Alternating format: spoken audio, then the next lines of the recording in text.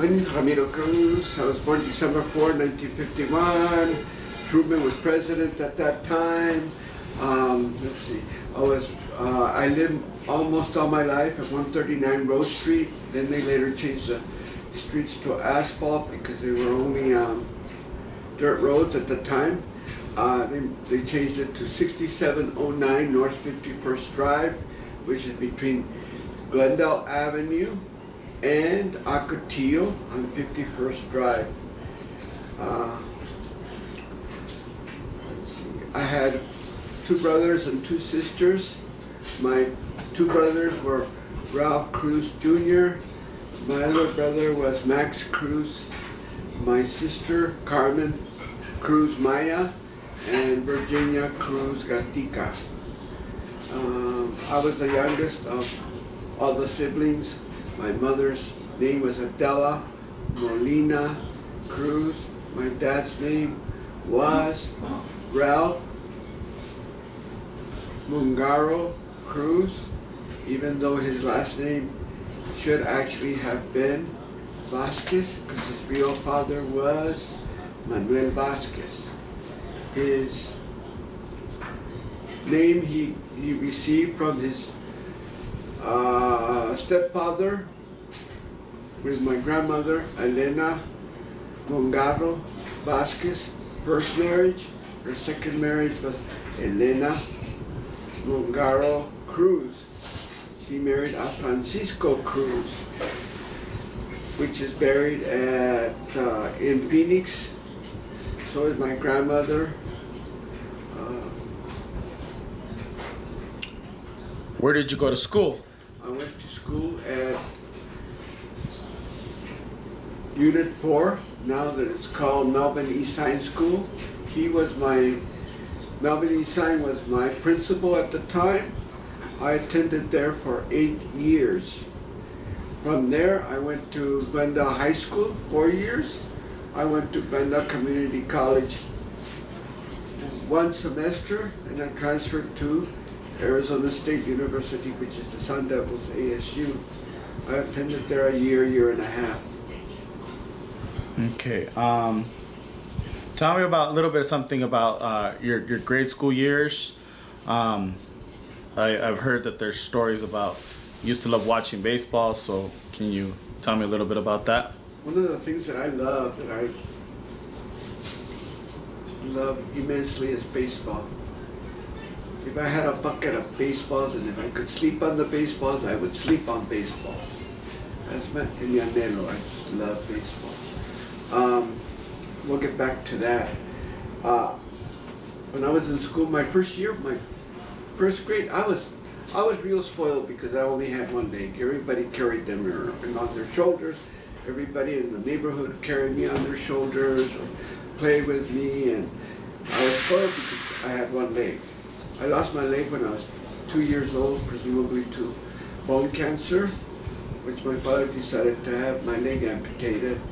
And often he would cry because he made that decision, but it was the best decision ever.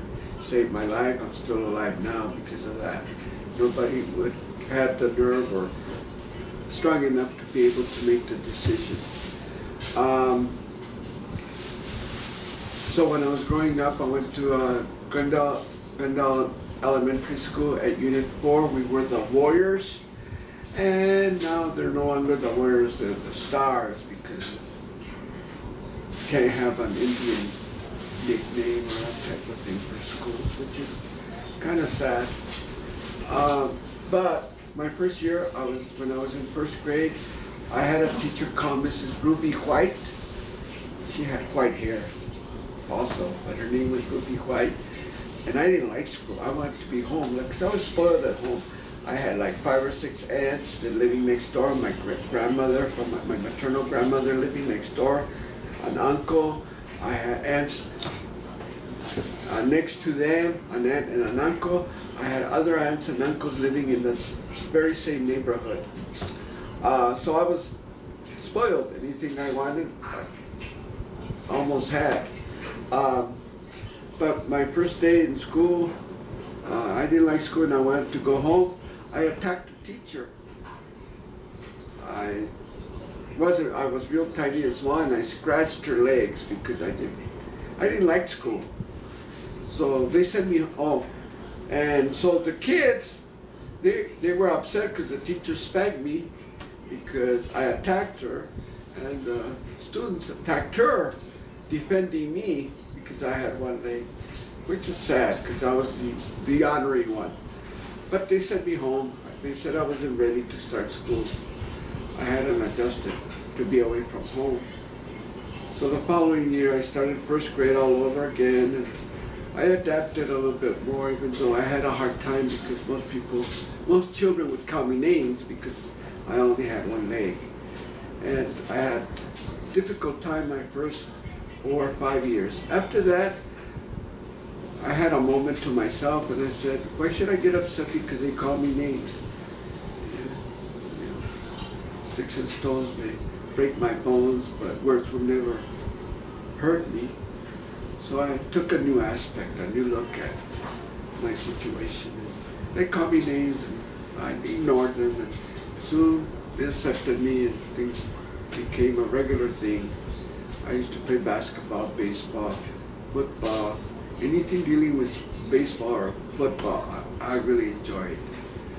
My academic level in grammar school was average, very average, 3s. One day I was sitting in class, in Mr. Smith's class. He had a prosthesis. He had one leg too, but he didn't wear a prosthesis. I was in class and my sister Carmen Maya walked into my class. I couldn't get far enough under my desk to hide. I was kind of embarrassed.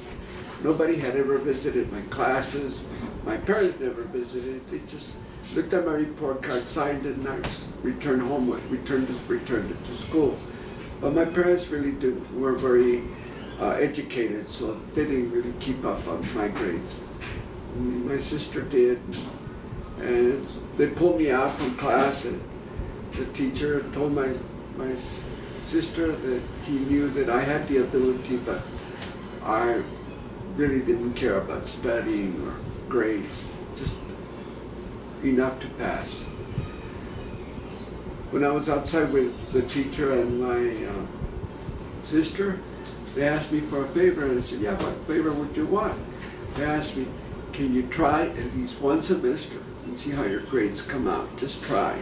Just try and do better. And I said, I can do that, what the heck. And I tried and I got straight A's. And I found out it wasn't really difficult to study and have fun at the same time and attain good grades. I was doing a lot better in school, not straight A's anymore, but I knew it was easier to pass my classes, easier to just study and work at it instead of just play and have fun. My grades improved greatly. And from there on, well, I graduated from Unit 4, now it's called Melvin East Science School.